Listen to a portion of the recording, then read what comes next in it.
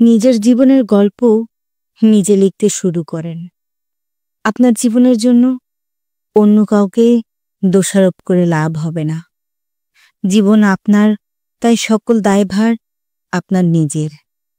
আপনাকে নিয়ে অন্য কেউ এত চিন্তা করবে না যতটা চিন্তা আপনি করবেন। তাই কে কি করলো আপনার জন্য বা কেউ কেন কিছু করলো না তা নিয়ে না ভেবে নিজেকে এগিয়ে নিয়ে যান। আপনার সফলতা বা ব্যর্থতা আপনার কর্মের উপরে নির্ভর করে বা আপনার ভাগ্যের উপর। এর জন্য অন্য কেউ দায়ী নয়। সময় গেলে শুধু আফসোস করবেন। অন্যকে নিজের জীবনের জন্য দোষারোপ দেওয়াটা একটা দুর্বলতা ছাড়া আর কিছু নয়।